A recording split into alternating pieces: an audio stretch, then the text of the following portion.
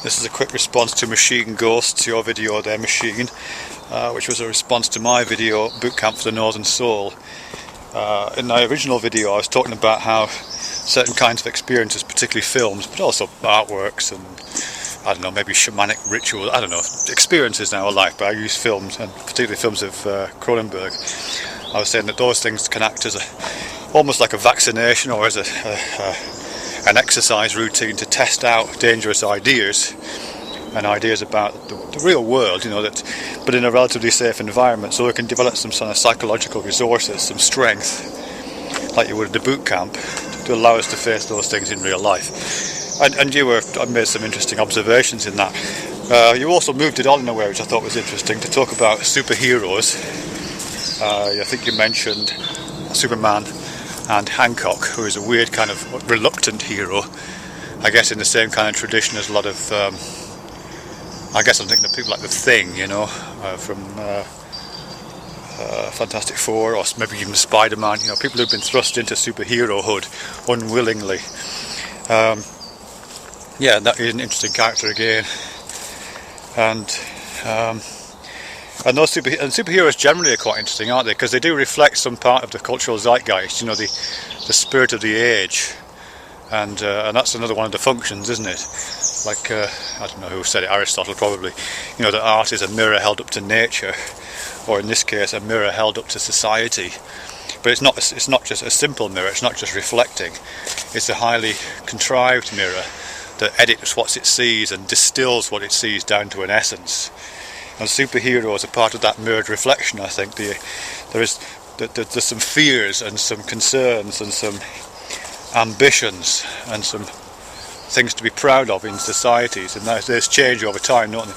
And one of the things I think that we reflect upon those and present them back to ourselves is, as you say, in the form of superheroes. And those change over time, don't they? So I'm thinking about Captain America, for example, who went through that period of time in I guess it was late 40s, early 50s, when he was kind of vehemently anti-communist, because the American cultural zeitgeist was so anti-communist at that time, and so fearful of Reds under the bed and the Soviet threat. And that fear that was in the zeitgeist, in the atmosphere at the time, was kind of embodied and reflected back to American culture in the form of Captain America as a raving anti-communist. And later on, when opinions changed in the 1960s, I think there was some editions of Captain America in which he kind of recanted his previous position, and he kind of didn't exactly apologise, but pretty much said he'd been mistaken. And it was almost as if America was acknowledging its past and acknowledging the kind of psychological zeitgeisty mistakes it had made. You know what I mean? We thought wrongly in the 50s and the late 40s about communism being that kind of a threat. It might be a different kind of threat. We thought wrongly about it then, and now we're trying to think about it a different way, and that change of thought is reflected in a change of the superhero, So I think that all that stuff's fantastic and really interesting, and you can see that the way the Batman shifted as well, can't you? From being just the Caped Crusader to the Dark Knight. That whole shift reflects a more general cultural shift. What was I going to say? Oh yeah, but one of the other things I like about that is that, like Aristotle says, I think it was him, should know this really, for fuck's sake. Art is a mirror held up to nature, but it's not just that. Bertolt Brecht, the film director, for fuck's sake, theatre director, Bertolt Brecht is supposed to have famously said, that art is not just a mirror held up to nature, it's also a hammer with which to break it.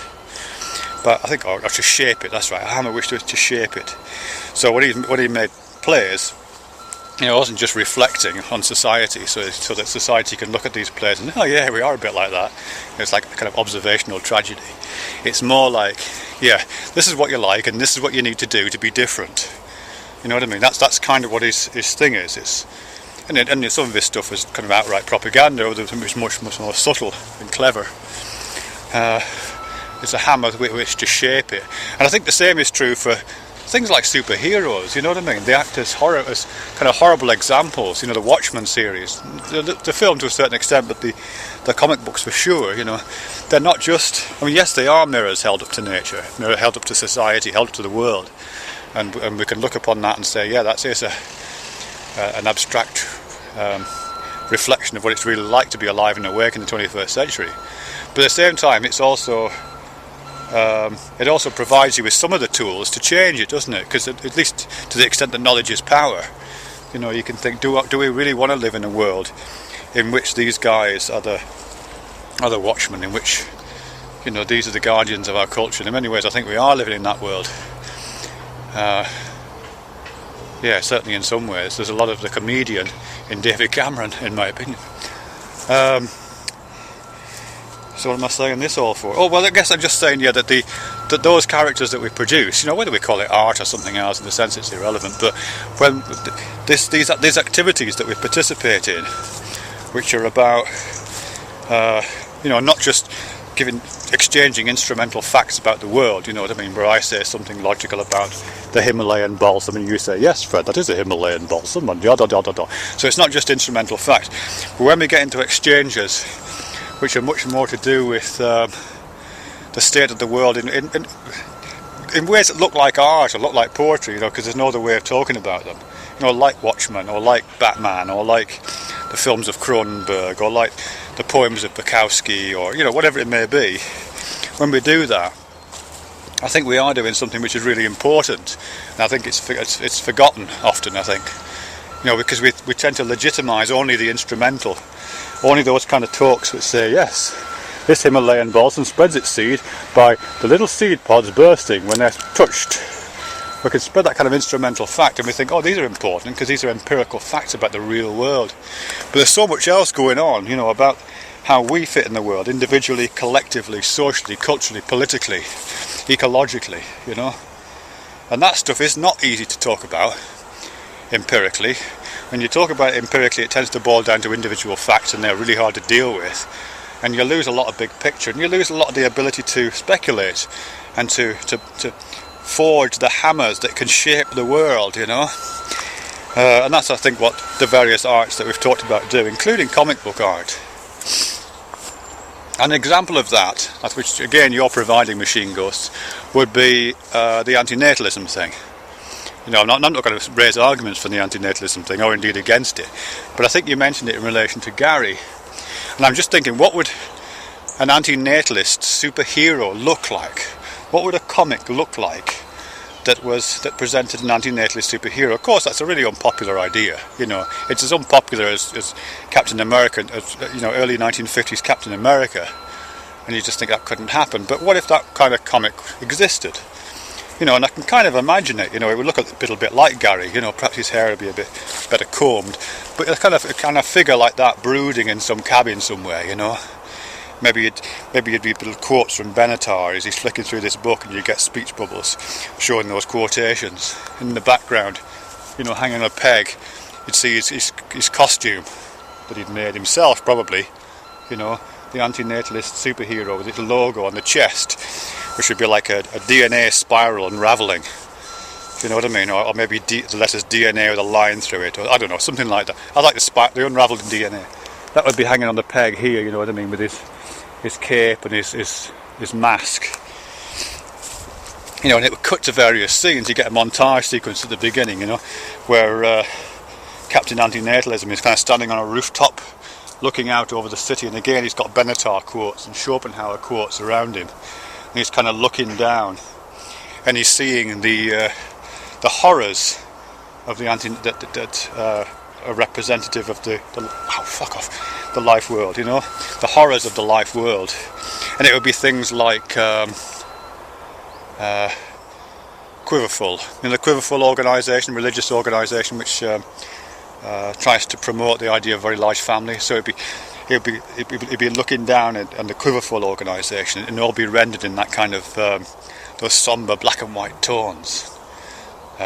Or you'd be looking down on a Hallmark card factory where people are turning out cards for babies' births, with people upstairs kind of cackling about the increased birth rate, more cards for us to sell, this kind of thing, or vicars carrying out baptisms, and these would be kind of backlit and really dark figures, doing these weird baptism ceremonies. Or there would be what else would be anti-abortion campaigners loads of anti-abortion campaigners, right-to-life campaigners, and he would be brooding on all these kind of what he sees as evils, and they'd be presented as evils. And then perhaps there'd be another second montage sequence where he's looking at the people who are promoting good, who are promoting these things as good, who are promoting the life agenda, which of course are his sworn enemies. And these would be the people like, people apparently enjoying their lives. And he'd be think bubbling, saying things like, these people are deluded, these people don't know how bad things are. And so there'd be people playing with their kids in the park, you know, smiling faces, and people sitting around a dinner table eating, you know, having a good time, sipping wine. These people, maybe somebody at the ball game, you know, and they're watching their kid hit a home run like that. But in the background of this montage, this pleasant, happy montage sequence, in the background of that, you just get kind of shadowy pictures of millions of people dying in death camps, or people starving, or bacteria eating someone's eyeballs. You know, you just get this whole shadow of the horror of the world around the sides of this. And he'd be saying things like, "Don't these people see what there is? Don't these people see what the world's really like? They live in their cocoon, they live in their bubble of happiness." That kind of stuff, you know. And then it would start off with some ventures. You know, he'd be, I don't know. You can invent the rest. You're an imaginative guy. Get Hammered Shitstate to draw the graphics. It'd be fucking great. Captain Antinatalism. But the point is that, you know, that kind of a project is both a mirror held up to the world in a kind of Aristotelian sense. This is what the world's like. We're thinking about antinatalism, we're thinking about population, we're thinking about a life of purpose. How do you have a life of purpose without God, or without some kind of divine authority that provides you with purpose? You know, so it'd be something about purpose. And this is the mirror that's being held up. Antinatalism as a mirror, but it's also a hammer, you know, to shape it potentially. Okay, you don't want to live in a world without purpose. Here's the answer, you know, the hammer of extinction or extermination or whatever, you know. Anyway, it's just a thought. Thanks for the contribution to the discussion, and thanks for moving it on a stage into some other territory, and for allowing it to link up with other discussions, because I like it when that happens. I don't like my videos just kind of floating free of any connection, and so you've managed to link it up to the antinatalism thing for me, which is really useful. Pardon me. So thanks. Bye.